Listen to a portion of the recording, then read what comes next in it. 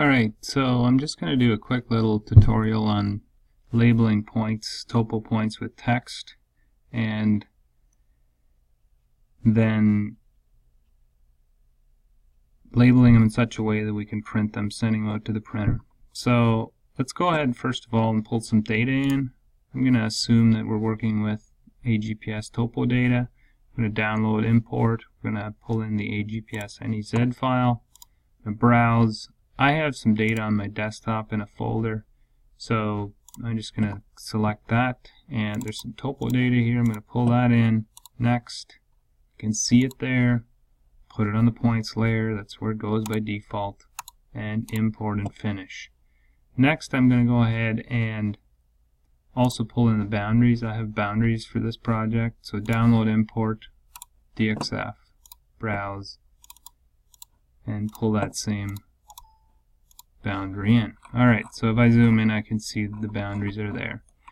Now, if I was to go and label this, which I can go ahead and just go to draft, label points with text. I'll just do it. Let's select those. Go in here and have a look. Yep, I'm going to use all of those settings. I'm going to also put a little point label on the points themselves. Say OK, and label, and you can see what happens. It's very messy, just too much. So let's go ahead and just delete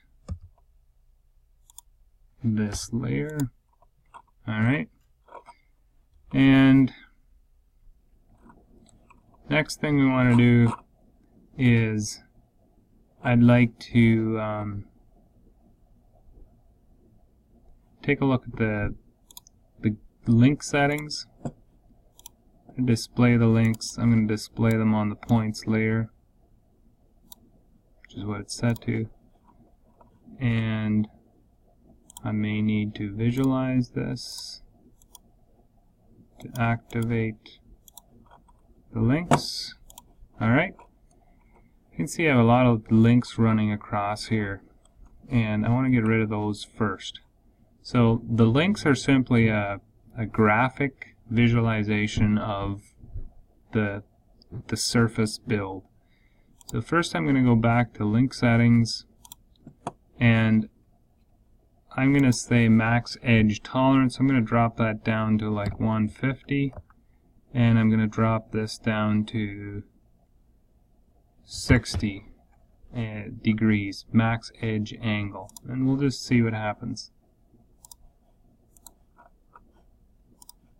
Alright, and it actually went the wrong way. So let's go back to link settings, max edge tolerance. I'm going to drop that down to 100. I'm going to try this at 180, and I'll just have to visualize it just to rebuild the links. And notice what happened there. We lost a lot of these stray links. There's still some in here I'd like to get rid of. So let's go ahead and just think about this for a minute. Look at it. That's fine. There's some in here I'd like to get rid of. So what I'm going to do is again go to link settings. I'm going to drop it down to 70 and visualize it again. And notice how it cleaned it up. So there's some data in there, which is fine. We can go back and turn these links off, display links, just turn them off, and they're gone. I really don't see a difference other than if we were to start contouring, settings, just leave those settings the way they are. The contours now stay within the field that they're supposed to be in. Alright, back to labeling. Let's go ahead and change our active layer to a layer called topo. If you don't have one, you can just go ahead and create one. I'm going to do something on here called DTM Grid. So DTM, there's one called Generate DTM Grid. And what this is going to do is it's going to create another set of points on top of our digital train model that's simply interpolated from the existing surface. So the DTM layer we're using is DTM. I'm going to go to Settings, I'm going to say every 50 feet. So we're going to put a new point every 50 feet. The new points are going to go onto the topo layer, which is the active layer. The bearing, I'm going to use something like that. I don't want it to be straight up and down. I just kind of want to cross across the project. Say OK and OK. Now if I look, there's points. There's a new set of points that kind of populated in amongst our old ones. Let's go ahead and turn off our old ones, or our original ones. Shouldn't be the old ones, but the original ones. Let's also turn off the contours, which are these.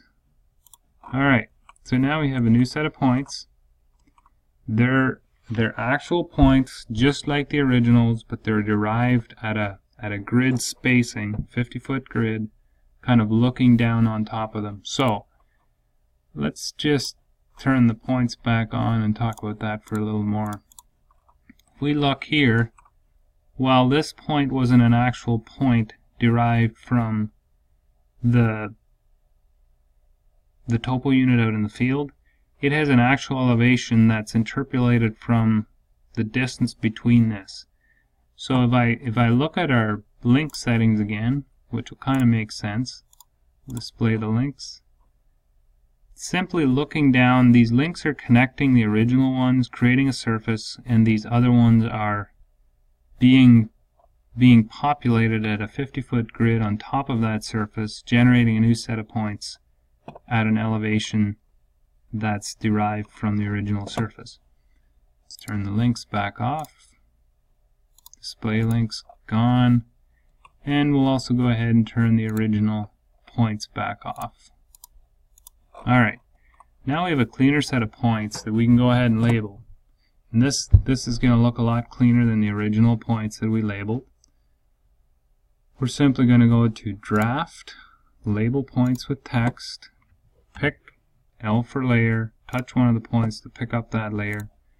And we know we had our settings right, so we'll just say OK, and there we go. Now, if we wanted to print this, we could go ahead and put create a plot box. So change the active layer to plot box, draw, p-line, plot box, and I'm gonna just put a box around that way. Not going to take a lot of time moving it. I might say RO for move, rotate it quickly to that, M for move, and there we go. Now DV for Dynaview, move it over, command that, DV for Dynaview, view, new view, sheet view, and I'm going to put it in the end of this one. And there we go. So if we were to plot this now, those labels will print. Those are elevation labels for the points that are spotted there. If we wanted to try and make the text a little bit bigger, we can rerun this command and it'll erase the ones that are there and rebuild it. Label points with text, L for layer. If I go to settings, go to the elevation and edit, I'm just going to say 0.03 instead of 2 and see how that looks. It's a little messier, but it's still okay. They're not running into each other, it'll still be fine. And there we can print it. So I hope this helps. Thanks again for watching.